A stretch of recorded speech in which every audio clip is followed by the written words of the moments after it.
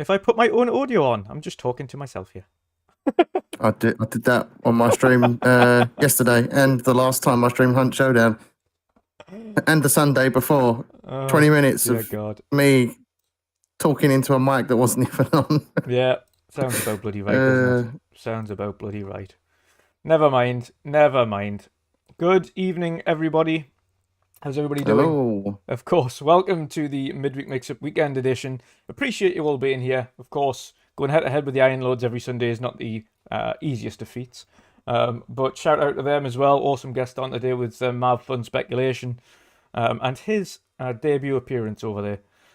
Today, we've decided to give you a little bit of gameplay whilst we're talking away. So you've got a little bit of Flight Sim 2020, which I went back to again today for a little bit. A little bit of Trek to Yomi, which I completed the other day, and a little bit of Halo Infinite as well, which we're going to be talking about today as well with Season 2 Lone Wolves and the last Yep. Spartan Standard mode. Got a few things I want to say. Of course. But yes, first and foremost, let's introduce, of course, my awesome co-host, the General C. How are you doing today, brother? What you been up to? Hello, yeah, I'm doing good. Not too bad. Been a bit busy the last few days. Sorting out the garden and stuff, replacing fence panels. Managed to play some Halo. Find a lot of problems with the challenge system again, but we'll talk about that a bit more when we get to that section. Yes. Played a bit of Hunt Showdown. Dominated a lot of people on that lately. No surprise. Streamed Resident Evil 0 yesterday. Really bad at puzzles. That's what I discovered. Right. Yeah, that's pretty much been it. Just streaming when I'm not streaming. Been busy and sorting out some stuff around the house as well. So yeah, it's pretty much been me. Did you end up forgetting everything you wrote down? Maybe. You're like, I've got the notes over there somewhere. I'll have to look at them. Oh yeah. There's one thing I do need to do before my next stream tomorrow, and I will hopefully not forget. I am out shopping tomorrow though, so I probably will forget. Well, definitely. Yeah. And of course, over the last couple of days, thankfully, I haven't been affected. I don't think Jen's been affected. A lot of the people that we've been playing with weren't affected, but of course, there was a large outage on Xbox's side where it prevented a lot of people playing any of the games that they had, whether that be purchased or through Game Pass, due to a DRM lockout. So that's been extremely unfortunate, and of course, hopefully, it prompts them to change their DRM policy so it only checks in every couple of days, as opposed to pretty much checking in every time you turn online, which I think shouldn't be the requirement. Specifically, if there's a blackout for 1 or 2 days, you want to know, rest assured, that you'll be able to play your games if there is an online outage. But of course, in this case, a lot of people were locked out of it entirely. Yeah, they should do it like a once a week check-in or something like that. Yeah, at least I think it's once every 30 days for Game Pass titles. So I don't know why it's so short for any other normal content. But they need to change it. Need to change it regardless.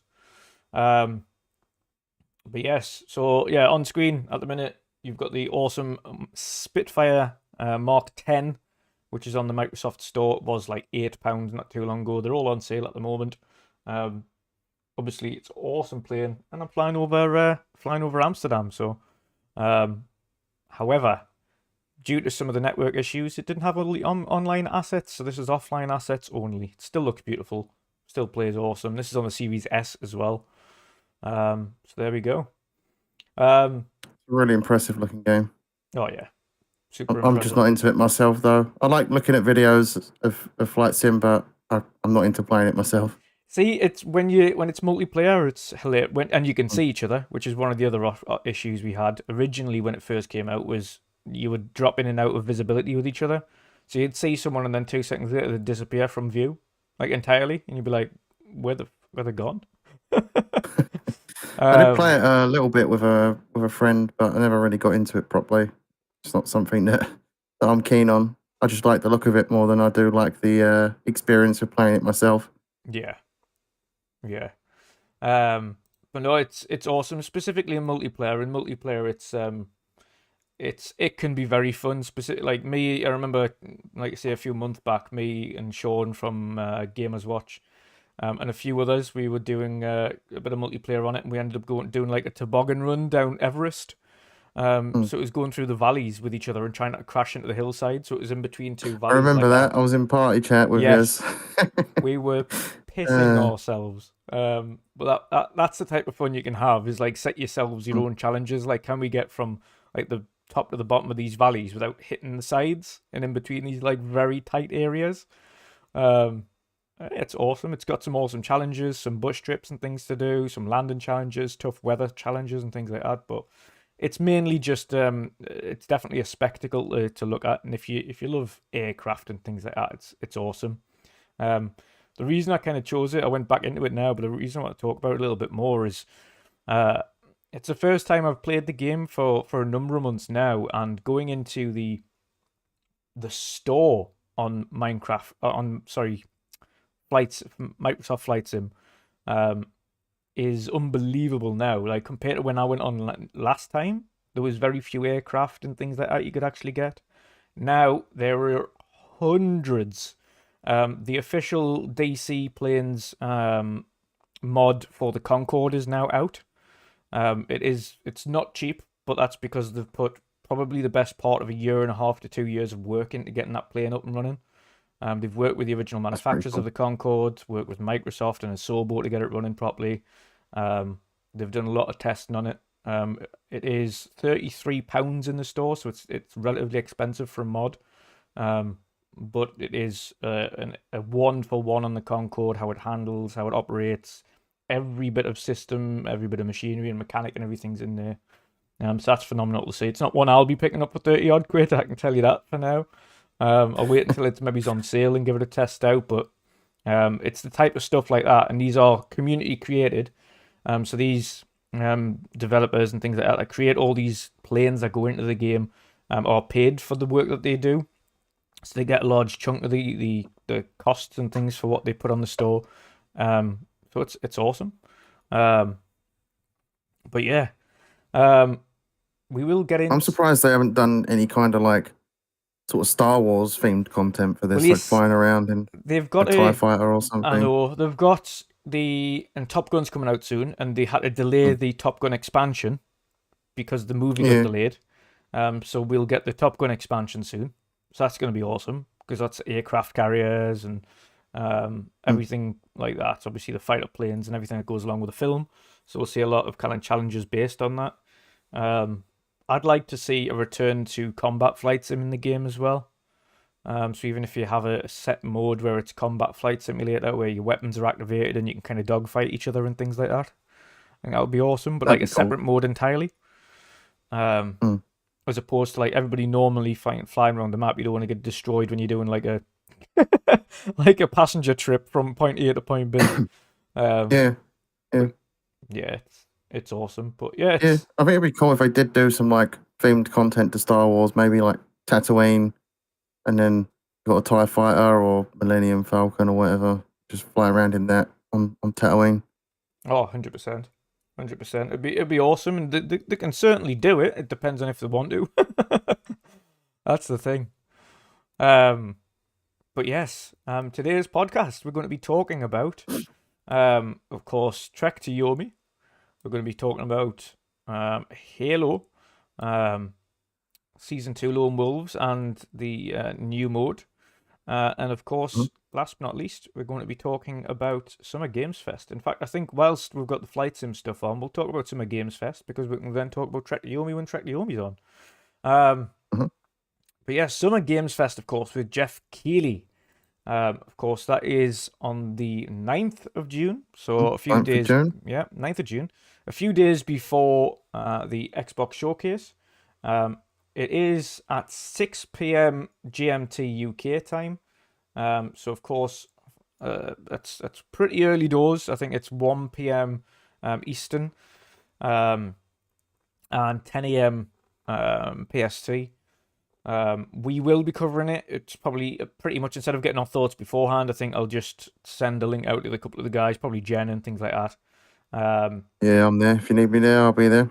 we'll just it'll be a case of not too dissimilar to what we're doing now, just getting a couple of us watching it.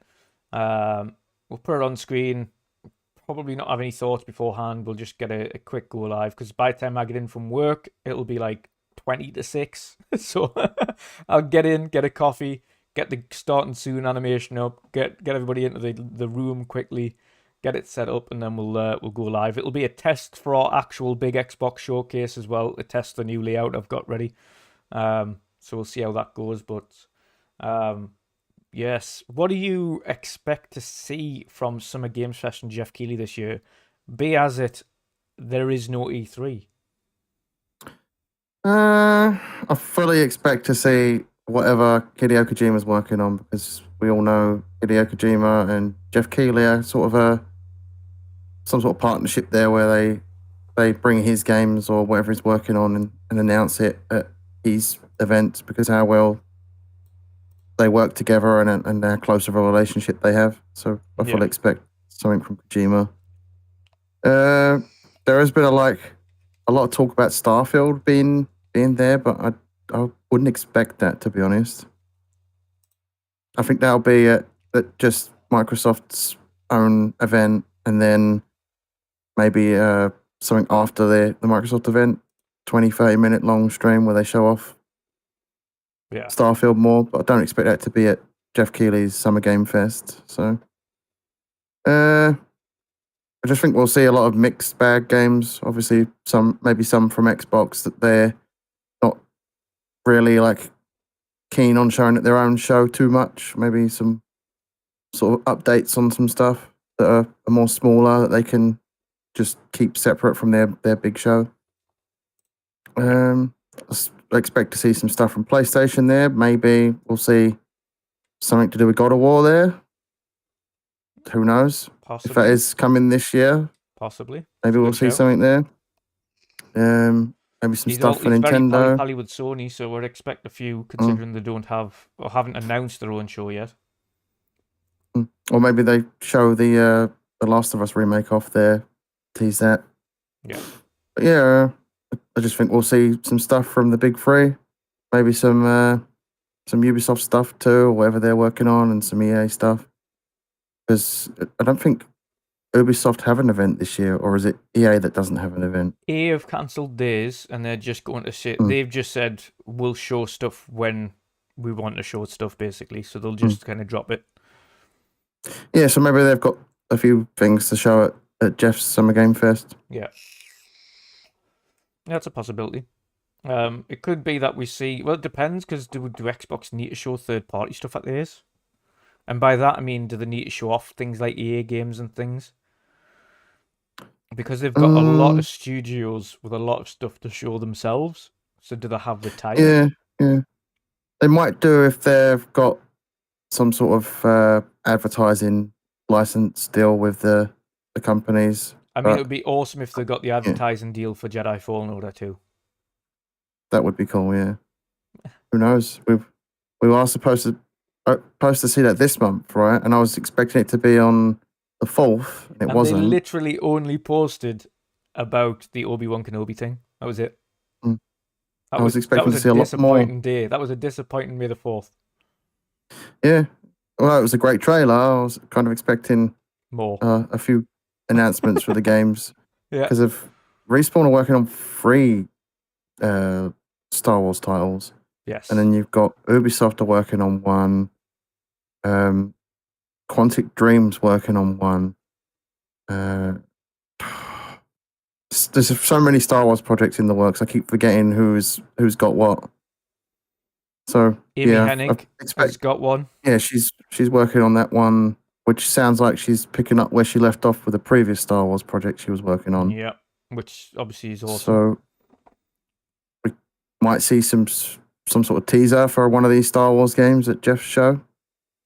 Fingers crossed. That would be hopeful. What else do you think we'll see? Mostly updates from games that are probably coming out the fall this year is what I expect to see. Some premieres thrown in of new games. Yeah. So might see a little bit more of Saints Row. Maybe some more content for Dying Light, because didn't that just have a content uh, package come out for that? Yeah, I think so. I think so.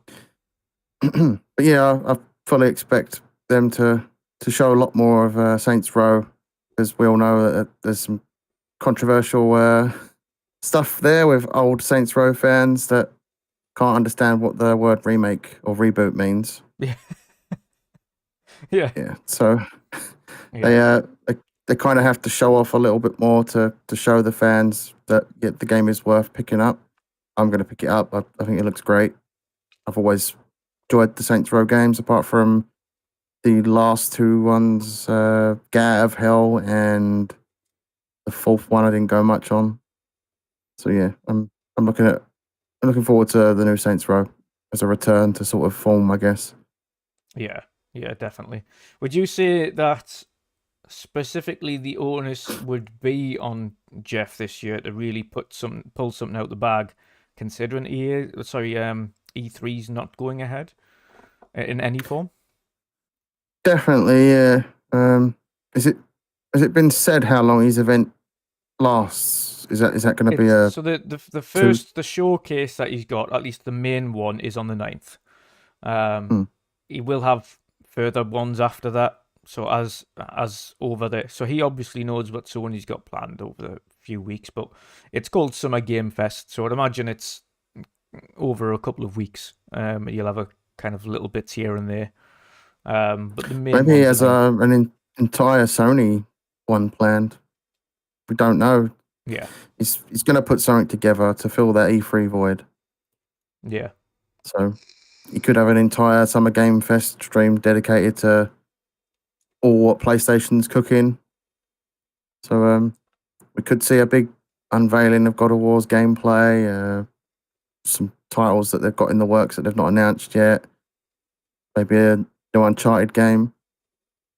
Yeah, I expect him to do some big stuff to fill that E3 void, and then maybe show that he can fill that void going forward. If E3, the people that handle E3, I always forget what they're called. But yeah, maybe he does something this year that showcases that he can take over that over the next God knows how many years, and do a yearly sort of week-long sort of showcase stuff. yeah. I mean, in comparison to last year as well, what do you think he needs to change from it? Uh, I really can't remember a lot of what was last year's one. I think I zoned out a lot of the times there, but he does need to beef it up a bit in terms of keeping people's focus on the show, Yeah, because a lot of it was felt like fluff to me. There was a lot of padded sort of segments in it that I didn't really go much on, yeah, and I think a lot of people felt that way as well. yeah, completely. So for me, um, first of all, for Jeff, I would say he needs to stop with the advertising like he's only streaming this thing to America. Hmm. And Americans, you'll understand what I'm saying by that. You don't need advertisements every 2 minutes. You don't need to say it's advertised by G Fuel. You don't need to have Monster Energy blitzed all over the place. I don't stop that. Like, it's not, you're not just streaming to America, so stop advertising it like it's only America. Um, you need to ditch all of these influencers who have absolutely no idea what they're talking about when it comes to video games, Yep. or have general bias towards particular platforms or games, but outside of that particular genre don't have a clue what they're talking about.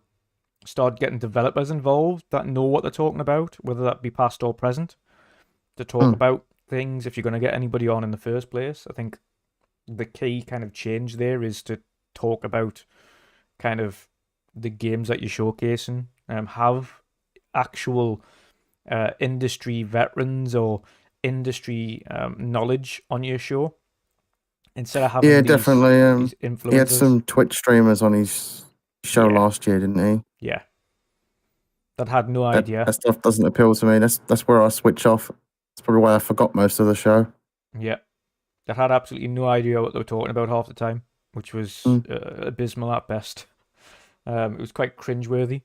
I see why they do it though. They do it to bring those people that watch all those big Twitch creators Yeah. over to their show. But is that really the audience you want to market it to? Yeah, they might be gamers, but they're only coming along to watch the show because they're seeing when their favorite streamer is going to pop up. Yeah, exactly. And then they go away once they've done that. Yeah.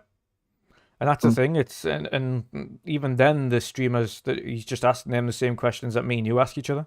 What do we expect to see from the show? What do you want to see next? What do you like about this game?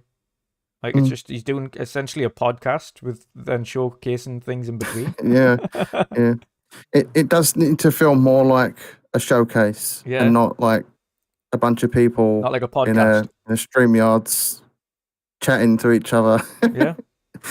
Because anyone can do that. That's exactly what it felt like. That's what it felt like last year, at least. Anyway, it felt like a podcast. It felt like Jeff Keighley's podcast. If you're gonna do a Summer Games Fest sort of showcase thing, you need to go bigger. Or maybe not as big as his. The thing is, he knows how to put on an actual show because he does it for the Game Awards. Because he does it with the Game Awards. Yeah, like maybe go close to that level of Game Awards. Yeah, but not to the point where like you've got singing and music and all that, because we don't need to see that. We don't need to have that pad out the show and the orchestra. Drag it out. Depending on the announcement, for instance, if they're showing off God of War, if you had an orchestra to do the God of War music, or if you're showing off a new game and you're doing the music for that whilst the trailer's on, that type of stuff is awesome. Yeah. But they sort of focus on that a lot at the Game Awards, and it's nice having it there, but when it's what people want to see, just games, it doesn't fit that. We saw that with what Sony were doing. A lot of people mocked it and memed it with the flute guy. Yeah, it's cool in the moment, but dragging it out for too long just means less time seeing what people want to see. Yeah. Thanks to Bailey Making Rent, I want a new host, WandrinDutch, for Summer Game Host. Yes, it would be awesome. You never know, in years to come, depending on how successful we get, I might end up being able to create something like that. But of course, we'll do what we can in the meantime. We'll do the best indie version of that. But yeah, it's for outside of that. Of course, he's got PC, PlayStation, Nintendo, and Xbox to counter for. Now, the good thing about Xbox is I think whatever we see at Summer Games Fest is the stuff that they've cut out of their show, which I think is a positive thing, because it means whatever we see. I still think we might get a tiny teaser for Starfield at his show, saying tune into the Xbox showcase on Sunday for a gameplay premiere. Possibly, yeah. Maybe like a trailer. Yeah. Just a short 2-minute trailer or something. Yeah. But I don't expect to see gameplay there. They'll save that for their own show. But yeah, I think we will see Xbox stuff there, because apparently every single studio at Xbox has submitted something to be shown off at the show. And obviously not everything is going to make that final cut. So we'll likely see some Xbox stuff at Summer Games Fest. So it will be worth tuning in. Oh, 100%. 100%. It's definitely going to be worth. I mean, it's going to... will it be great? Will it be amazing? Time will tell, but it's certainly going to be something to kickstart your... Should we say the awesome weekend of showcases, an awesome kind of month of showcases. It's great to be starting to get news again and be hyped about games again, because it has, let's face it, the last few weeks, the last month or two has been relatively dry when it comes to that. Yeah, it's been pretty quiet. The only news that we've usually had is either bad news or delays. And it feels like we're talking about delays all the time. So yeah, the biggest news we got lately was the Embracer Group deal with some of the Square Enix Western division. And that was a positive thing, in my opinion. I think we both kind of fell on that one. I'm glad they're away from Square Enix now, and hopefully they're going to have more freedom to do what they want to do, and hopefully I get that Guardians of the Galaxy sequel. Yes, yeah, definitely. 100%. And to be fair, I'm pretty confident about the state of Tomb Raider going forward. I can't believe Square Enix let Tomb Raider go. To be fair, Yeah, I thought that would be one franchise they'd hold on to. it's just insane. It's essentially it's a key and iconic franchise that's been going since I started gaming when Tomb Raider was on PC and Mm. PlayStation, like OG Lara Croft running around the mansion, locking Yeah, the old I man in the remember fridge on freezer, PS1. making him fart in the fridge freezer and that. The good old uh, days. yeah, But yeah. PS1 Tomb Raider was pretty cool. But I just want, so essentially, I want to say a load of new stuff, not things we're expecting. I would like him to not hype up games that no one really cares about. Like, remember, he hyped up Balan Wonderland, and then you seen the trailer, and you were like, "What the fuck is this?" I was like, "Why are you hyping it And then we so all know much?" what He was like, happened to that game. "Yeah, we did, and we know what the creator ended up doing for that game as well, suing them." Uh, Yeah, he needs to tighten up the show this year. yes, 100%. Shows, because it's multiple shows. I did Yeah. reach out and say how long is the show, but he didn't respond. I hope it's not like several hours long. Hopefully not, If it is because several hours, you're gonna last see year's me show, ordering takeaway whilst I'm on the stream. I'll be like, right lads, well I'm ordering food, so we'll be right back. we'll just all be there. Uber Eats. Uber Eats, yeah. Uh, Uber Eats or Just Eat. yeah, I hope he just cuts down on the. I know I don't really go much on using this word, but the cringy sort of Twitch stuff. Yeah. Yeah. As long as he He gets needs away to from sort that, I think with new things as well, be absolutely awesome. So we shall see. We shall see. Fingers crossed. Fingers crossed. I mean, we're going to be watching it anyways. Exactly. If I wasn't, if I wasn't gonna like jump on stream and watch it with you, then I'd probably just have it on in the background while I was playing some games of Halo or something like that. Yeah. So That's a fair one. That's a fair one. yeah, that's what I did last time. He had his show on, and I ended up like ignoring most of it because it was it was kind of boring. So I was just playing some games. Yeah. I've just got to hope, like you say, I think final thing from both of us on this topic is tighten it up, ditch the influencers that no one cares about, or you think people still care about, they don't. In the wider, because you've got to think about the wider audience, not just these niche streamers. Like that would be like, and this is to myself or Colt Eastwood or whatever it is. That would be like us going on there and talking about games. Like no one really on the outside world has a fucking clue who we are. So stop using us as we're some kind of celebrities. Yeah, we're not. I do it with like Ninja and all that and showcases. So it's like the majority of people that are gamers probably don't even know who he is. Like it's only the young teenagers that really know who he is. Okay. Most people sit there and like, who's this blue-haired idiot? Yeah. Who's this guy? Who's this guy talking about Fortnite? Yeah, just get some devs on instead. That'd be the best thing, because at least when you've got their titles on underneath, it's like developer for X studio, they'll be like, okay, well this is a dev. Like I don't know who he is, but at least it's a developer who knows what he's talking about. But never mind. Yeah. I mean, I fully expect him to tighten it up. He's got the E3 boots to fill, and he can do it because he's proved he can do it with his own big show at the end of the year with the Game Awards. So 100%. And like I say, I mean, even the UK lads said they're incredibly excited. I mean, I'm excited for just the fact that we're going to get new stuff to talk about and new stuff to look at. So all in all, it's going to be good because we're going to have some new stuff to talk about for a change. So bring it on. Not long to go. If he announces ODST2 there, then it'll be the best show ever. We can dream. We can dream. You knew I was going to find a way to bring that into it. Of course. I would be disappointed if you didn't. But yes, next on the trek to Yomi, which is now on screen. How have you? I'm going to ask you first because I've completed it. But how have you been finding it so far? I have had a few issues with parrying, and you mentioned that yourself when we were talking about it in the green room. Yeah. I've had issues with stuttering on the screen. I've only played about half hour to 40 minutes of the game so far. So, and that I did start the game on normal, but the game was kicking my ass, and I was like, I'm not getting frustrated at this. Nope. So I ended up restarting it and putting it on story, and I enjoyed it a lot better. Yeah. I'm liking it. Yeah, it's I'm finding it hard to keep track of like reading. I feel like the subtitles move really fast for my reading skills.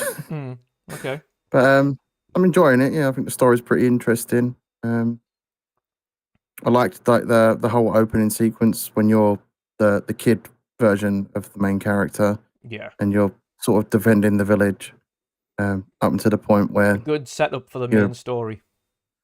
yeah, and then there's like a time jump and you're older then. Yeah. That's pretty much as far as I got with Trick to Yomi. I did the first chapter, which is the chapter where you play as the kid, and then just like the first bit of chapter 2 up to the point where I could go to the save thing. So I saved it there and jumped off. So I didn't get that much time with it. Most of my time this week has been spent when I have had time to game on Halo and Hunt Showdown. So I will be going back to Trek to Yomi because I am enjoying what I've played of it so far. Yeah.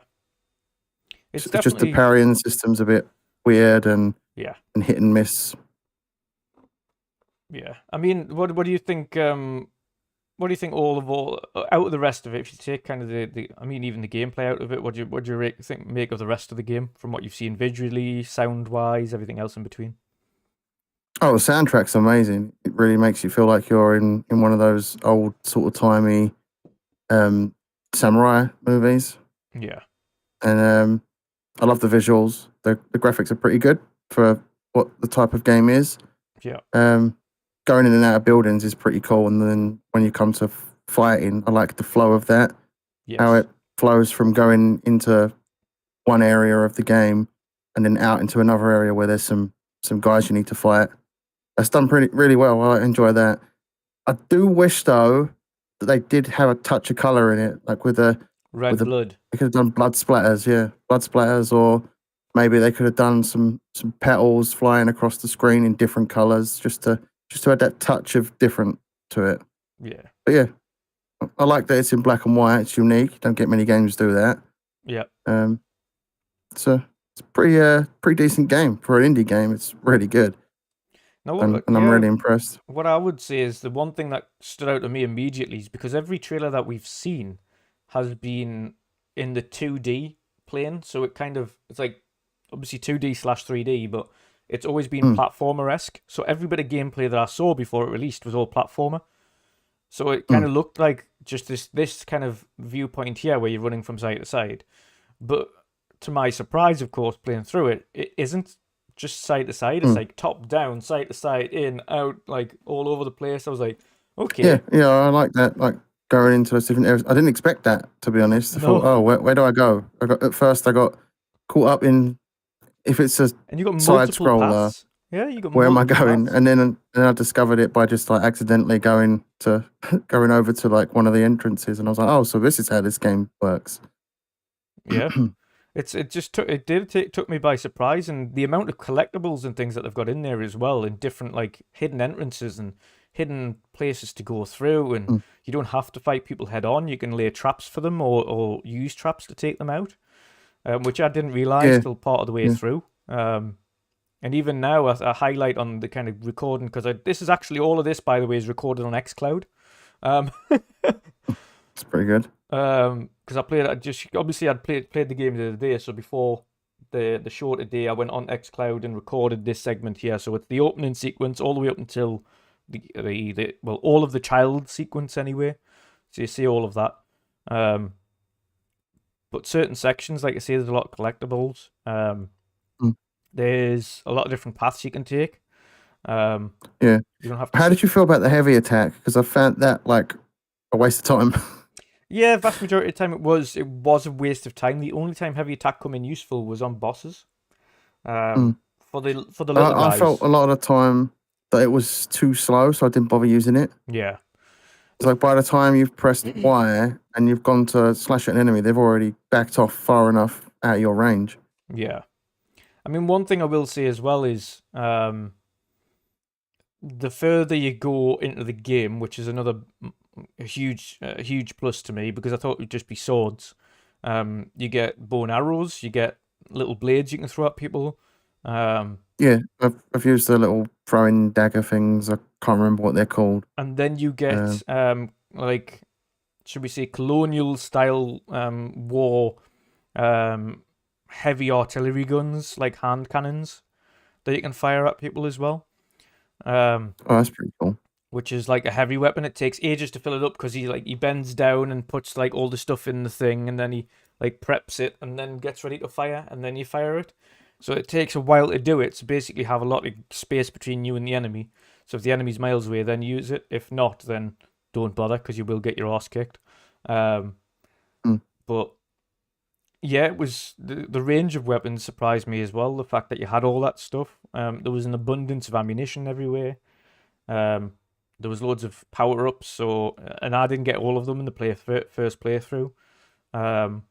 Like I say, there's alternate routes you can go down. And if you follow those routes and go into certain buildings, then you unlock these power ups.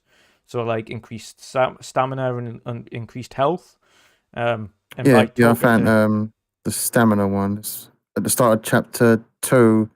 You got basically 2 paths. You can either go like the path you're meant to, or like, you go the other way. There, yeah, on screen. Yeah, go down. You can go in loads of different buildings as well. And there's one part where like you hear screams in a building. There was this woman screaming, and you can go in there and save the character that's being attacked by one of like the bandits. That was really good. I like that. Yeah, I'm definitely gonna see this game through to the end. I've been enjoying the small amount of time I've played with it, because I only managed to play a bit of it today. So yeah, it's definitely something I'll be. Yeah, I would certainly recommend it. The story's awesome as well. I did not expect it to have multiple choice endings as well. I don't know how it affects what the ending is, or how it changes the ending, or how it changes the last section of the game. Obviously, others can probably choose it. I chose to go down the route of duty.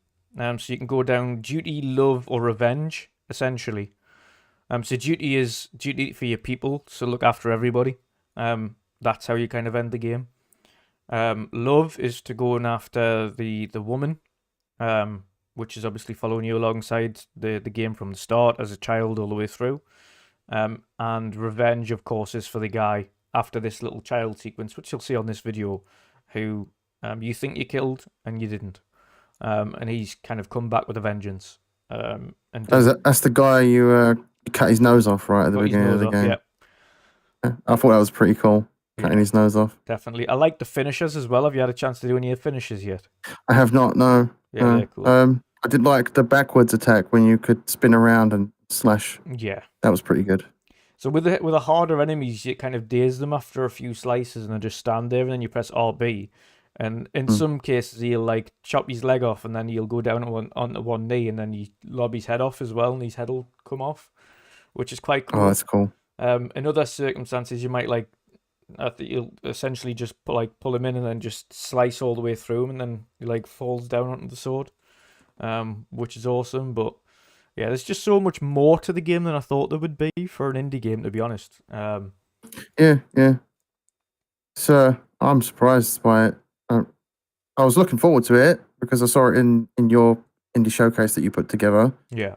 And that was like what put it on my radar, and I never really paid attention to this before. So yeah, I'm glad it's on Game Pass. And I'm probably gonna. You know what? As soon as I seen it though, it just, and I said that to Joe as well. It just looks like a samurai Song of Iron. Yeah, I can see that. And both graphic style and the way the combat handles. Because if you look at the way the combat handles, they're pretty much the same. The way the people fall over when you've killed them, pretty much identical. I was like, that's still a game I need to get to, Song of Iron. Oh, you need to. It's I haven't had a chance to play it yet. It has Song of Iron. If people haven't yet finished that game, has one of the coolest and weirdest twists at the end that you could possibly imagine, and you'll never see it coming. I have heard about that because I think I was on the Gamers Watch episode where they were talking about that. Yeah, it's wild. So I sort of know what happens at the end of that game. It's wild, yeah. It is a twist that you don't see coming, especially when you're playing it. You're like, holy shit, this has took a weird turn. um, Yeah, but it's on my list, and I will get to it eventually. yeah, But I've not had a chance to play it just yet. definitely. ZFG, yes, I'll put my gamer tag in the chat. No doubt General C will as well. There we go. But yes, it's overall, I loved the game. A nice, short, sweet 5 to 6 hours if you're playing it straight through. Maybe it'll be a little bit longer. Maybe 7, 8 hours if you're playing on one of the harder difficulties. Yeah. But it was a nice story. The level design was absolutely awesome, specifically later on in the game. It changed a little bit. You had some boulder chase moments where you had to keep running and moving, otherwise you'd die, and whilst also fighting people. And sometimes you couldn't get away from them. They had some cool enemies as well throughout the game where they would just keep spawning people to kill you unless you try to take them out, but they would float above the ground so you couldn't take them out. So you'd have to like carefully maneuver around them to the point where they'd lower themselves down a bit and then attack them and quickly take them out so that they could stop spawning people. It was just, yeah, there was a lot more to it than I expected. The story was really good. The enemies were cool. The bosses were good. You had some awesome kind of big bosses as well in there that I didn't expect. Like, it was more like a wrath. So it was like a wraith, like a woman wraith. And she kind of had a wrath moment there where she turns into this beast that you've got to quell and take out. And that boss fight is awesome. And when you get to it, you'll see what I mean. It's awesome. There's a few more things that you've got to get past there. So I guess that's like sort of like demons in the game then. Yes. Yeah. So again, based around kind of Japanese lore. And of course, That's pretty cool. As people know with the mask, of course, that they all wear with like the demonic face. The Oni demon. Yes, mask. the Oni. If anybody doesn't know what that is, that's either jealousy or wrath. Again, is the same thing, but it's based on a woman. It's essentially the jealousy and wrath of a woman, a scorned woman, which is what that mask represents essentially. And she turns into this demon, and that's essentially the demon that you fight in this wraith that attacks you, which is awesome. But yeah, it just gets so weird. The mechanics change up quite a lot. The world mechanics change dramatically, but it's just such a cool game to play through. Specifically, like I say, if you don't want to kind of pain through some of the bad parrying, as you can see there, I'm trying to parry at certain parts, and it just doesn't work. So if you want to just pain through that, I was exactly the same. Like you deflect the sword, and I don't know what it is. If there needs to be some sort of hint or indication there, but it feels like either I'm not timing it right or the game's not registering. yeah. And that'll get patched out, no doubt. It's an indie developer at the end of the day. They will fix it. They will sort it out. It will be cool if they add that sort of like blood splatter effect where it's red instead of in black and white. That would be cool. Yeah, I think a few people noticed it as well. Registration issue or sync timing. Yeah, it's one of the two. One of the two. I'm glad I'm not the only one that had that issue though. So yeah, I can feel better about my my skills. Yeah. I did like as well the checkpoint / save system sections where they've got the nice little like shrines and things you go to, and it replenishes your health and your stamina, and also is a checkpoint mark, and like a save system. That was cool. And you always knew when you see one of them in distance, you were like, a break. Thank God, for a second. That's what I got to chapter 2 opening, and I was like, oh, surely there's going to be one as soon as I get to like out of this cutscene. Yeah. You got to go a little bit further, and then you find it. Yeah, but all in all, loved it. I think, like I say, it's only you know what a sign of a great game is when you've only got little niggly bits about it. Yeah, that's pretty much what I've got. It's nothing major that's peeved me so far. I'm enjoying it, like the story so far as well. The cutscenes are really done well. And I love cutting that guy's nose off as well. In most games, you want to take off the film grain, but in this one, it felt like it was necessary. Mm. Like Yeah. it adds to it. But most of the time, I remove that film grain on games or Yeah, that blur effect on games as well. But I didn't really feel the need to do it in this game, or I haven't yet. yeah. This guy was a pain in the ass to fight. So the Even first on time I story fought him, he mode, I was was as like, well, but I kind of fended him off this time. yeah, And I managed to get one hit, and that's when you lob his nose off. oh, that's good. That. Yeah, I can't wait to play more of it. I was going to stream it, but then I thought I just need a game that I'm not streaming, Yes. so I can just just me in the game and not have to worry about being on camera and focusing on chat and all that stuff. So I thought I'm just going to play it, use it as the game that I'm playing when I'm not streaming. Yeah. So yeah, that'll be my off-stream game. 100%, 100%. Now, I streamed the first hour of it, so anybody who hasn't seen that, of course, you can catch the first hour of the game up to just after chapter 2 on the channel. So I streamed the first hour of it on the channel there. And then after that, of course, it was only ever meant to be just the first hour because I didn't want to spoil what is a short indie game playing it on stream for people, and that they definitely need to play it. Specifically, of course, those with access to Game Pass, definitely get on it. For those who aren't, it is cheap anyway. It's like £16. It's less than $20. It's definitely worth the $20. 100%. I'd like to see these devs take on a Kill Bill game. Oh yeah, that'd be awesome. But then they That would would be need awesome. to implement the Kill Red Bill Road. like this. Yeah. Yeah. Kill Bill like this would be awesome. Yeah. 100%.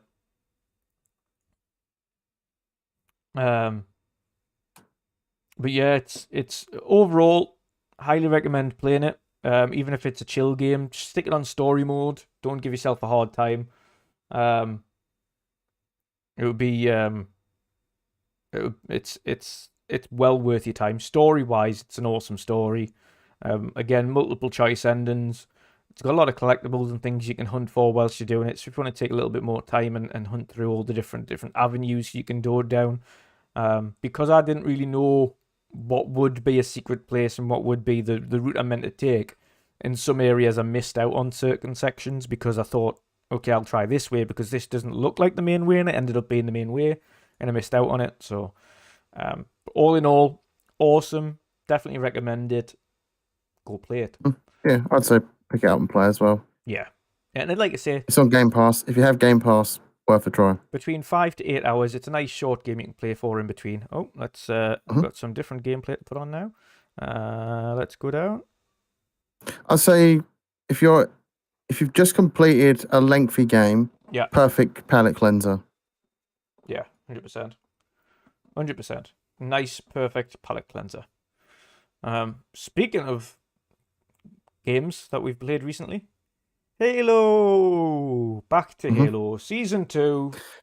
The Season of the Lone Wolves.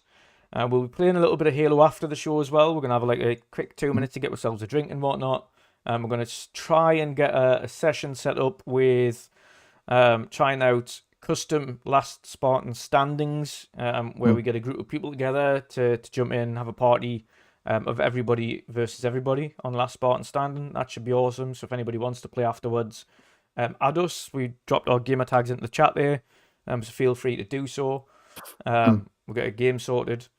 Yeah, we'll drop our tags in at the end again, just so everyone can get us added.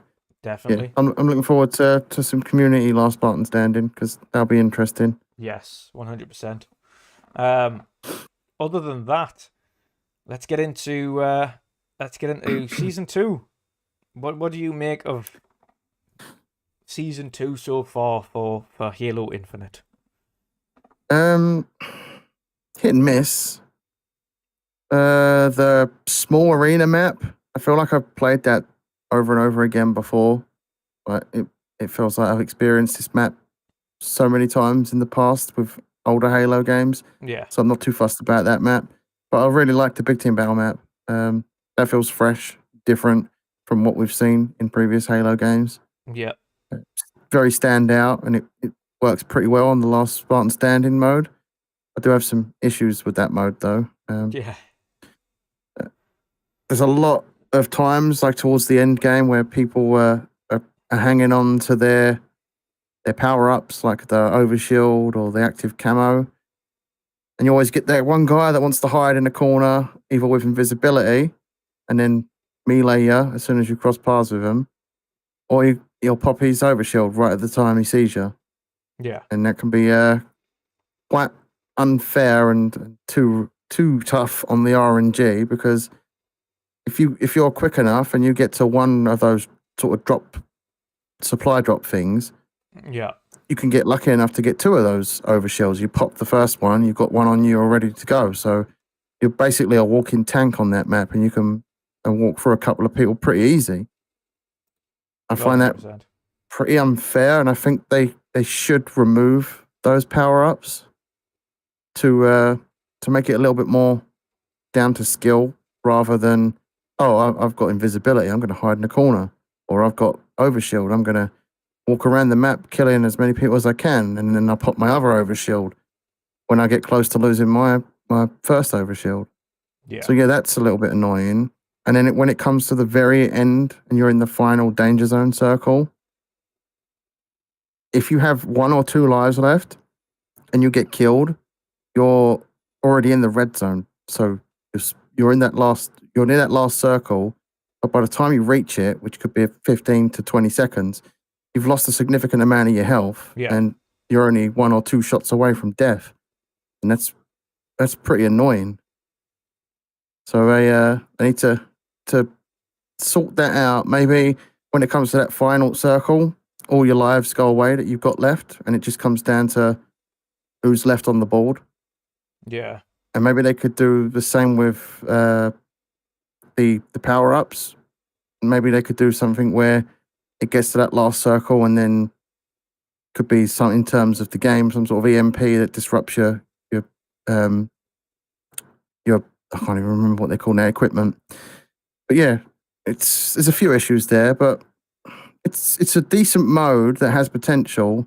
But at the moment, I'm seeing a lot of people have a love and hate relationship with it, and it also gives me a bit of a bad feeling for the full battle royale mode, because I feel like the full battle royale mode is just going to be this, but bigger, and there's nothing that they bring to the table that's any different from other battle royale games.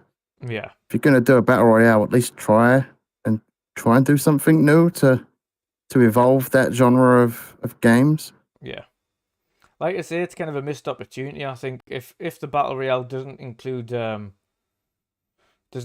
like drop pods and things like that, and to where you're placed on the map and how big the map is and things like that, I think a proper battle royale needs again a proper battle royale, none of this. Like, yes, the area is shrinking. I know this isn't the battle royale, and that Certain Affinity's working on that. This is just the Halo team's mini mode. Yeah, it's like a battle royale light. Yeah. But it gives me a bad feeling though that they haven't really thought the battle royale out properly. And maybe I'm wrong, because they have been working on it for a few years.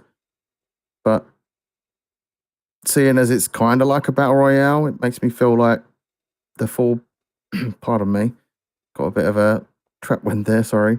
But yeah, it makes me feel like it's not going to be much different from what we've experienced with this last Spartan Standing. I think it'll just be bigger and more team-based than this mode, which will be more aimed at people that just want to play Battle Royale solo. Yeah.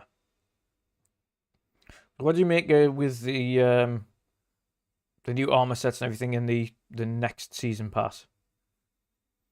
The Lone Wolf season pass itself, the battle pass. Yeah. Most of the armor I think is really cool. There's some stuff in there that's a bit bland and feels like it's just a few changes here and there. There's some stuff for the Mark VI armor core, Mark 7. Yeah. And that just feels like it's not been thought out at all. Just feels really simple.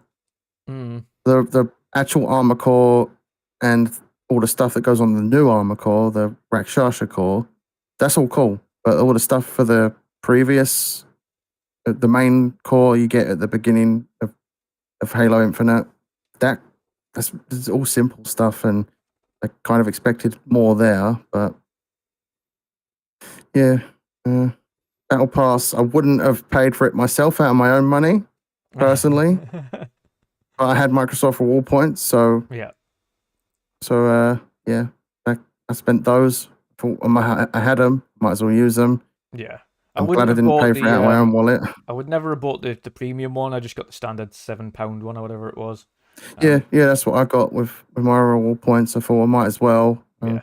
I'm going to be playing it for a few weeks at least, and then I'll just mop up the battle pass as and when I can when they bring new sort of stuff to it.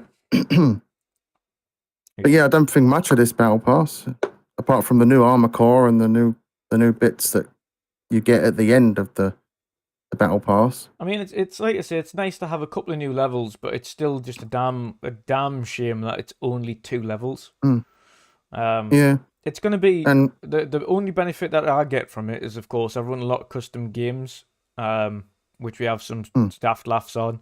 So having new levels to play some of these custom games on is going to be hilarious. Yeah, custom games is really where it's sort of at for me. I enjoy them more than the actual competitive modes and the casual modes, because it's way better when you've got a full team of people that are talking and having a laugh. Yeah, exactly. And when we get people on specifically for these custom things, it's usually 9, 10, 11, 12 people when we've got it organized. And it's just absolute chaos and hilarity all around. Yeah, everyone's just laughing their arse off at some of the modes that you've been making. The slow ones are hilarious, and the really fast ones are just. I still remember that hammer one where we had like 50% speed and we were like running at each other like really slowly.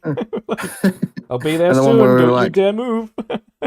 Jumping in the air with 0 gravity, and felt like we were playing Quidditch. Yeah, just flying around trying to hammer each other. Yeah. But I just hope. I do wish. Oh, speaking of which, obviously I shared it in the chat as well, and shout out to Paris and the Kind of Funnies Xcast for the awesome interview that they did with Joe Staten. And they they were literally asking what we'd been asking for ages. Why can't we just get some of the old maps or even the old favorite maps from previous Halo entries? To which Joe Staten replied, "Oh, that would be cool, wouldn't it? Wouldn't it be cool to just play some of these old maps? Wouldn't it be? That would be awesome, wouldn't it? Be really, really fun, wouldn't it? I'll just jot it down in my notebook."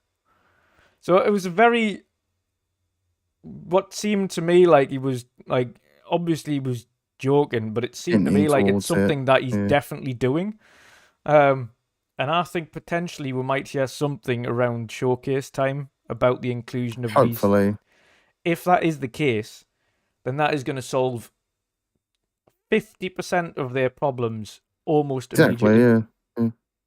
Because you're going to open up the maps. You're going to be going from 8, 9 maps or something now to something like 20, 30 maps almost instantly if you include some of the best ones. Yeah, even if they had a team, or they outsourced and got a team to take those old maps and Halo Infinite those maps up a little bit, bring them up to the graphics level of this, and then insert them into the game. Yeah. I was just watching back that headshot that I got mid-air there, but on screen. I got a nice one with a skewer the other day, a headshot. Some guy jumped and I got him with a tasty headshot. Yeah. To Bailey making Ren's point, I know. During big team battles, for some reason, it splits you up and just shoves you in whatever random squad instead of keeping you with your friends. Yeah, it's weird. Like, I don't know why it does that. You're in a squad with your friends, and it doesn't even put you in a squad with your friends. It puts you in like a random fire team with someone else. Yeah, just everyone's on a different fire team, which makes no sense. So hopefully they fix that at some point. It's really strange. Yeah, they've got like these things planned throughout the season, and I think the first few are more aimed at fixing problems with the game, but they're calling them drop pods. which Yeah. eventually will bring content throughout like mid seasons and stuff. So maybe we do get a map or two 3 months down the line rather than waiting a full 6 months to get more maps. Yeah, I think there will be. I think Joe Staten knows what he was doing on XCast. He Mm. knows. He's like, oh yeah, that'd be cool, wouldn't it? It'd be really good to play these old maps, wouldn't it? It'd be great. I think he knows exactly what he's saying there. It's like we know, Yeah, yeah. and we're doing it. So I It would think solve some of the issues with the feeling of lack of it's the content. content. Yeah, exactly. It's a lack of content. If we've got these new spit-shined version of these old maps that we loved, that look fantastic because they're in the new engine and all rezzed up. God, it's going to solve quite a significant amount of issues with just feeling it. You're playing the same maps over and over again. Once they've got that issue out the way of, and it feels like you're always playing something different and it's always changing around things, it's going to get players back into it.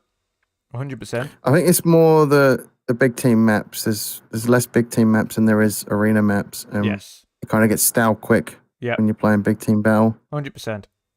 100%. It's 'Cause not I the think, maps like- aren't great because the maps are awesome. The problem is They're awesome, but you you're can't just playing them keep over the same and ones over all the time. again.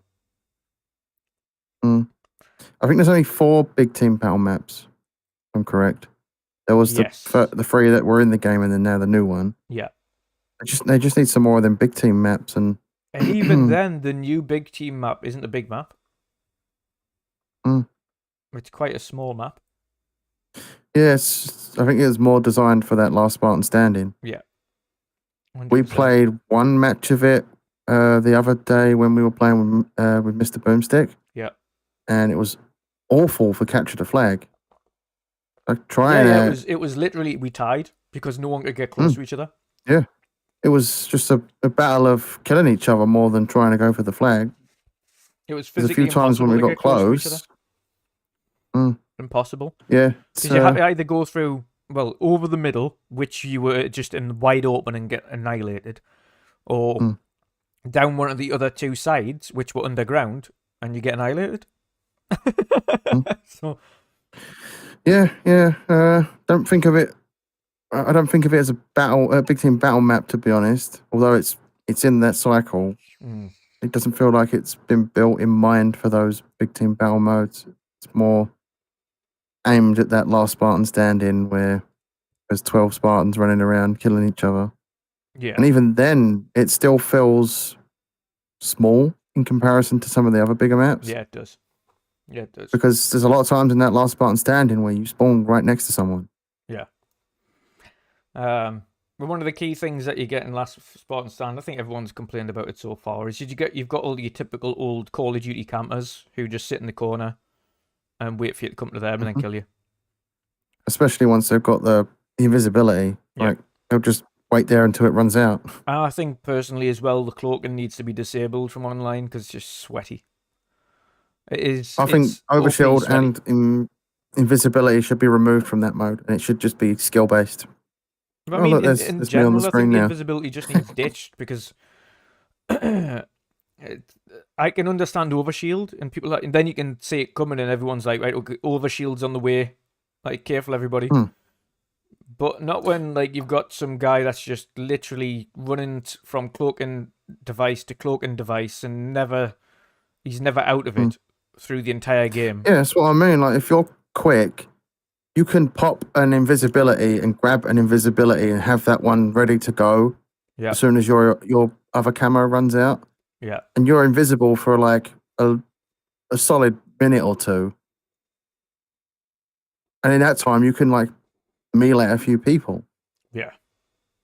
And get a good few melee kills just for hiding. And you can see if there's an invisible person coming up to you if you've got good eyes. But a lot of the time, if they're playing the corners of the maps, they're harder to see. Oh yeah, 100%. Yeah, so I think camo needs to be removed completely. Yeah. And I think they need to reduce how many times those supply drops drop because it's too frequent. Yeah. What I will say as well about some of these heavy weapons things as well, specifically on these big maps, is like never drop the heavy weapon stuff like the scorpions and the wraiths and things on opposition bases. Drop them just bang in the middle. Whoever gets there first gets there first. It's even Stevens then. If you happen to Yeah, have the majority of the force in the middle of the map because you're pressing, you deserve to have the heavy weapon because you've already fought to get there. If yeah, it's like it has been a multiplication specifically on the map that's on screen now, on sometimes you can get it where the other team has 7 or 8 heavy weapon stuff, like two friggin' like they'll have a wasp, and then they'll have a wraith, and they'll have a ghost, and mm, they'll have everything drop for them at one point, and you'll just go up against a torrent of tanks and armor and flying vehicles. yeah. Or when You they can't do drop anything. tanks, they should drop a tank on either end of the map at the same time. So Yeah, one in their base and one in your base. yeah, But they don't. It's weird. Sometimes it's staggered. They'll drop a tank on their enemy base before you'll get yours. By yeah, the time yours drops, their tank's already on top of where your tank spawns. Someone else steals the tank, so then they've got 2 tanks. Yeah, there's a lot of things they still need to fix with the game yeah, and get right, and hopefully they do that sooner rather than later. A lot of it is just stuff they can tweak in the settings itself, just like spawn times and spawning things accurately at both ends of the bases at the same time would benefit it, because then eventually it'll be tank on tank, because you'll both have a tank at the same time, and it's always going to come down to them approaching each other at some point. yeah. So I mean, overall, like I say, we the key thing remains the same. It's great we've got 2 new maps. Unfortunately, it's not enough. Um, it's not going to do enough to get the player base there long term again. I'm probably going to just Mm, jump in and out of the game every couple of, maybe every week, once or twice a week, maybe to just to play a little bit of it, have a couple of games. But I'm not. It's not something I'm going to be playing die hard until I've figured it out again, and then maybe play a little bit yeah, more yeah. often. Pretty much the same with me. As and when events come to the game, I'll jump on, and if there's armor and stuff that I want there, I'll grind out that event, and then I'll jump out again for a week. That's basically what I've been doing this week. Is doing the initial event that came with the new season. Finished that today, although there was a bit of struggle to do that because a lot of the challenges I had kept breaking on me. So it was harder to finish that. Yeah. Well, definitely, Yeah, definitely. that's a issue that is unfortunately back in the game that went away. Is the challenges breaking? And for those that are in chat that are playing Last Spartan Standing, preferably stay in the game after you die, because if you leave, it won't register your Your point. So yeah, your just grin and kills and bear it and just such. watch other people win. Yeah, it might be a struggle, and if you're like me and you die early sometimes, and you end up wasting your lives pretty early in the game, Yeah, you've got a lengthy watch upon you.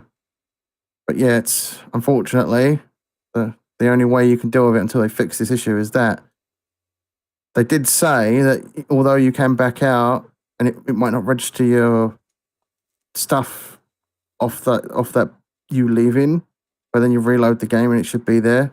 It didn't work for me a few times, so yeah, I've physically had to get the score again up to where I needed it. yeah, It's just a pain. They really need to fix those issues permanently. I don't know what it is that's caused it to happen again. They had it fixed, and now it's a problem again. yeah. So once, I mean, like I say, there's still, and we've said this every time we go back to the game and every time we jump back into the gameplay itself is awesome. I don't think there's a game out there that plays better than Halo Infinite in terms of shooters, because it plays absolutely awesome. It feels awesome, sliding around, the combat, shooting. Like it's obviously when you know how to actually, like Jen knows how to do it. I know how to do it. You specifically when you've got a battle rifle and the handgun. You take the shields down with a battle rifle. You finish off with a handgun. Um, Mhm. Just as long as you're used to switching up like that, it feels absolutely awesome. A lot of people that complain about the time to kill don't know that you've got to wear it down with a battle rifle or assault rifle and finish off Yeah, with same with assault rifle. Yeah. If you're using the assault rifle, try and burst fire it at a distance. It works better. But if you're like right on top of someone, just go mad with a gun. And then quickly switch out for the handgun and finish them off. Tap, tap. There you go, down. A lot of people don't realize that. Like, time to kill is far shorter when you actually change up the weapons, and you're meant to in the game. You're not meant to just use one gun. And I think people seem to either don't realize that or haven't played Halo properly for a long time. Which is fine, because not everyone's been a hardcore Halo player throughout the years. But once you have played for a while, you start to get these these awesome moments where you're just tapping people down straight away. There's certain games that I play where I'm like a lot of killing people for fun, and then there's other games where I'm like dying all the time. But it just happens. Sometimes we've had some really sweaty matches recently as well. I think last night we had a few sweaty matches. Last two matches went pretty well, but the matches before then, it was the first two were like 47 to 50, 49 to 50. Players, yeah. Sweaty. It was literally that's why I prefer kill for Tactical Slayer. It's just a level playing field. There's no grenades. Yeah. Everyone's got the same gun, and all it is if you hit those headshots. Yeah. Speaking of which, though, sticking on the Halo topic, even though we both disliked this, Halo Episode 7. The Revenge of Quan. It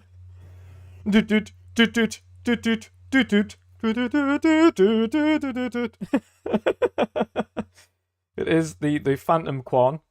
It's back again. It was. I can't believe they focused on a whole episode about believe Quan. It's not butter.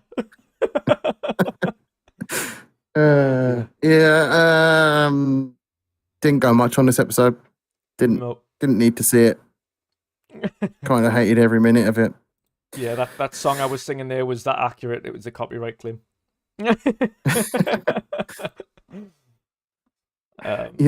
Again, with this show, Quan is the most uninteresting written character ever, and it's nothing to do with the actress herself, because with what she's doing, it's a good job.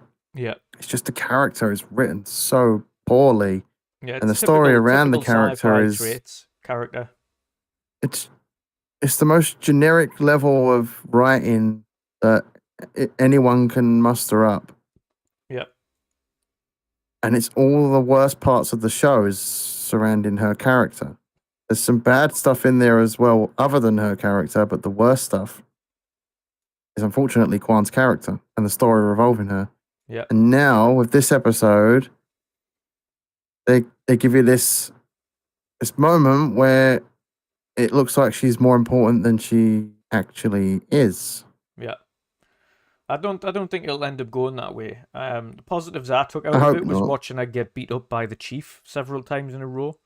In that Vision quest, unfortunately, it wasn't real though. Yeah, but you did die several times in that section, which was quite awesome. It was a funny section, to be fair, because you were trying our very best to do anything to the Chief, and he was just like, "Yeah, no, one punch kill every time."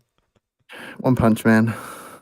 But overall, I'm glad it's done with that section, or at least the main revenge plot section. I think she's got the grips in her head now, and if she is in the story going forward, I don't think it'll have anything to do with seeking revenge or being like this annoying kid that blames everybody for her misfortunes. She just comes across as like a really angsty, annoying teenager that needs a slap. Yeah. Yeah, I'm not impressed with the story around her. It's boring. And she sort of drags down characters that are around her too. Yeah. There's some action in that episode. There was. It's very average. We both said that. There is a few little bits of the action that are pretty cool, revolving Soren, the rogue Spartan. Yeah. I like his character. It's just when he's with Quan, I just lose interest. And the key phrase from the show, from Soren? Oh, what at the end of the episode when she's like, "Oh, we'll see each other again." He's like, "I hope not." Yeah, me too. I hope we don't see her again. You and me both, Soren. You and me both. Yeah. It feels like we're not gonna see Halo how we were both expecting it. Yeah. With them being on the ship and approaching it, it feels like it's going to be very different. Because as it turns out in this episode, if anyone hasn't seen it yet, spoiler alert, plug your ears for a moment. There's a portal on the planet where Quan and her family live. Yeah. And it looks like that's how they're going to get to Halo. Yeah. Potentially. Unless it's a portal for something that we don't know about. Probably. They should send Quan through first, and it turns out that just throw her in. You just instantly die. Just throw her in. Yeah, it's just a force field. Send Quan and a camera through, see what happens to Quan. Yeah. Just a big old vat of acid. Yeah. But I mean, like I say, I mean, do you think we're going to see Soren again? It felt like more of a penultimate episode for him than Quan. I think when the Covenant really starts to push their full force invasion on humanity, he might come back into the fold. Yeah. Maybe they'll do something there where his family get killed by the Covenant, and then they bring him back. Because he's a good actor. I've seen him in a lot of things, and he's a good actor. Yeah. He feels very underutilized in this, and they've given him the role of a Spartan. Make use of that. Yeah. Even if they bring him back for a short period of time, and he gets like a full new Spartan outfit, and then maybe he has a heroic death saving the chief. You'd have to have a modified one because, of course, his hands all fucked up. Yeah. I think we will see him come back. He's obviously there for a reason. Yeah. So is Quan, unfortunately. all the wrong reasons. Good news is, I mean, that episode, to kind of summarize it, kind of summarize the whole thing. There was a nice fight. To put an end to this whole revenge story. We learnt about the little portal that's on there. We learnt that Quan... We see the monitor or a monitor. Yeah, guilty spark. We learnt that essentially she's meant to help the UNSC/Spartans go into this particular portal, but that's it. The teaser trailer for episode 8 revolves around the fall of Reach. You do see that even on the teaser trailer, so that's no spoilers. I can't wait for this episode. Yeah. Next episode's going to be awesome. Silver Team get involved. The fall of Reach is very different. It essentially happens, by the looks of things, I mean, whether or not we see more of what it happens, but we see them reacting to the reports, and the entire world essentially is in lava-y, fiery mess. They're saying they're trying to find casualties.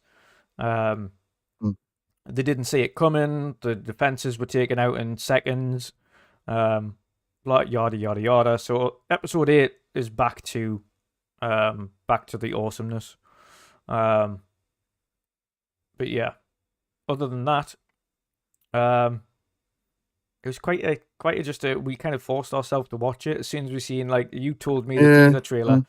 This is the Quan episode. I was like, no, and I had to force myself to watch it today because I didn't want to really watch it. It came out because I was like, I'm just gonna get it over and done with. I need to rip that band-aid off. I've said this all the way through.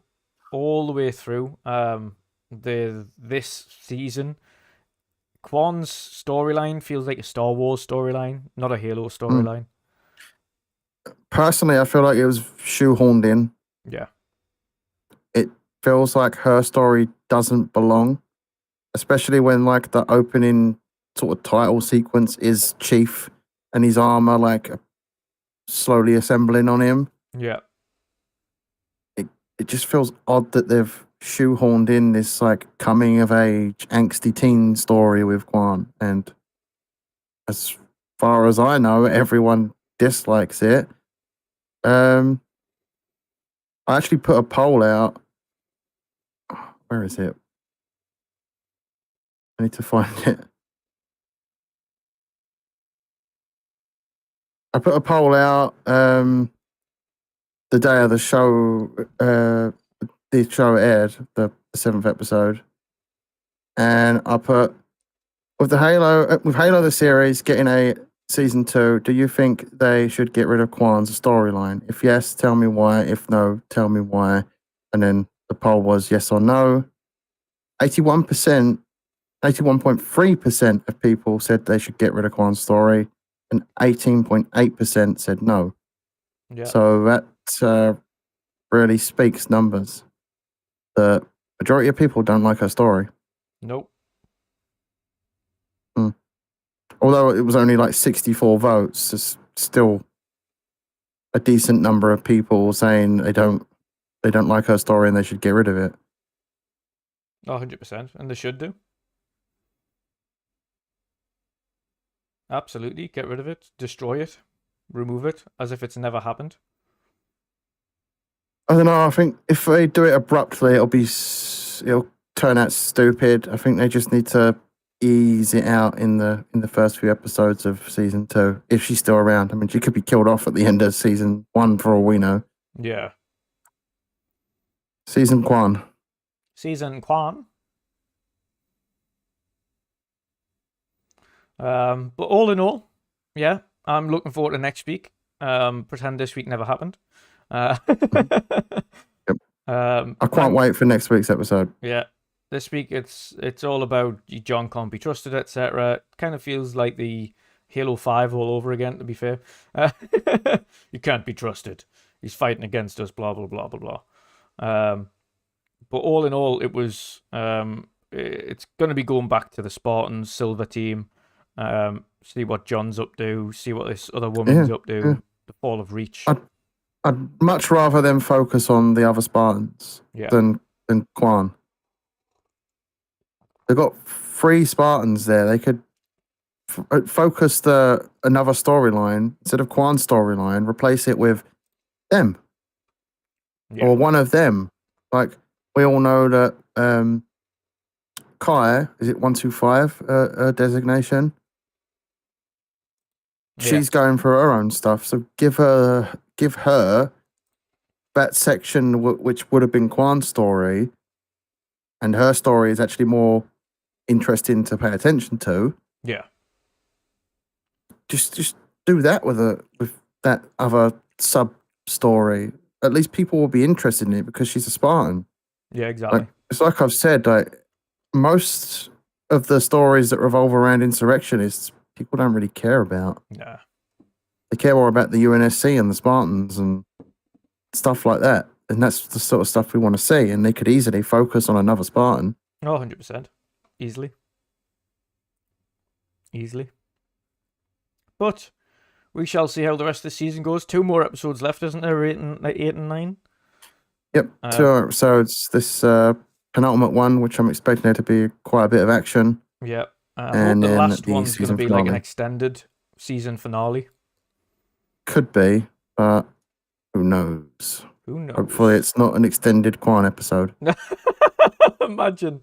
End it with Quan. As long as they end Quan with the end with Quan, that'll be good. Please. Yeah. Never mind.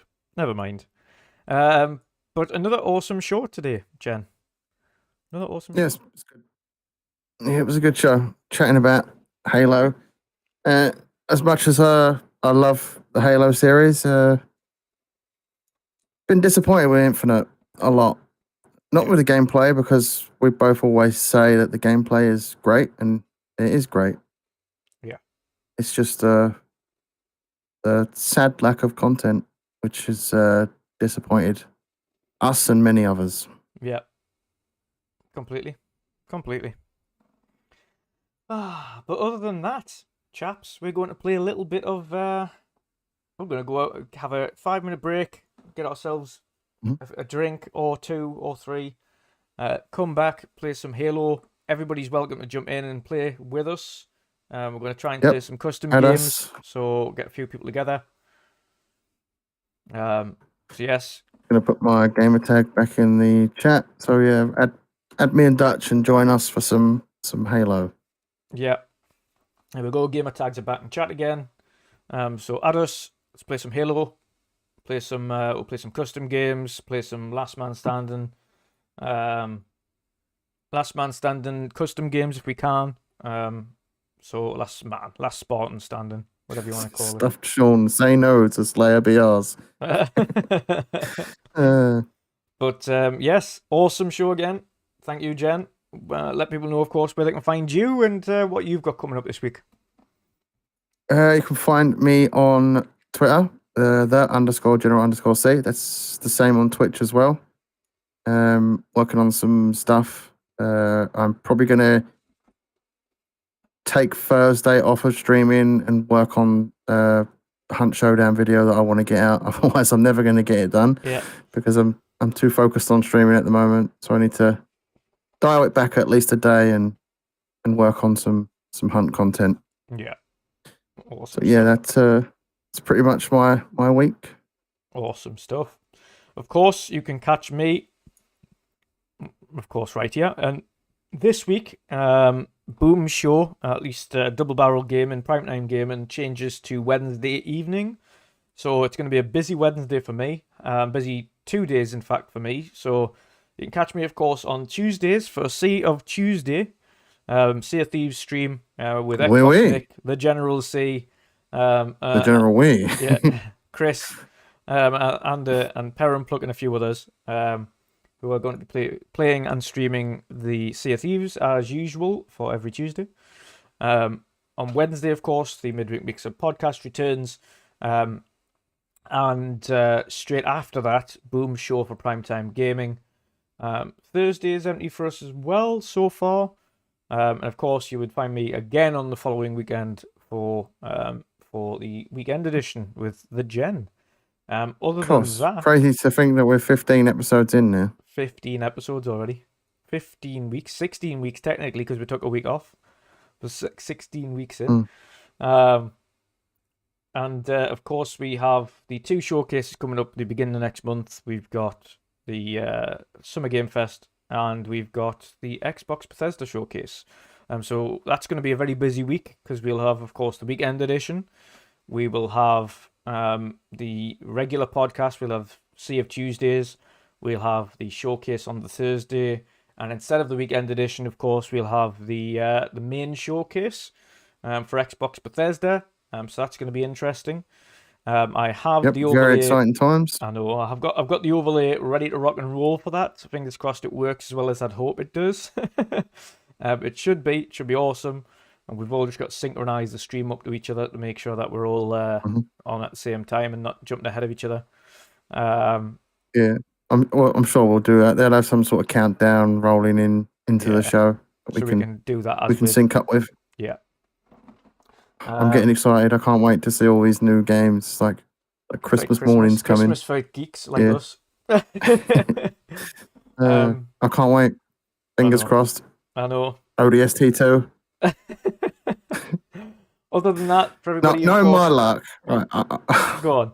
I shouldn't say it, but we're gonna get a Quan game, aren't we? Quan DLC, yeah. Quan expansion. If they announce a Quan game, on Madrigal, I quit gaming forever. On Madrigal, the new map is Madrigal. Oh, but never mind. But yes, for everybody else tuning in on demand, I hope you enjoyed the show. For those of you who joined us live for the show, again, hope you enjoyed it. Please make sure you like, share, and subscribe, and hit the notification bell so you know when we go live with a new episode. YouTube is often unfair, and it doesn't bother even if you do have that ding-a-ling on. So make sure you do. Make sure you get that bell hit.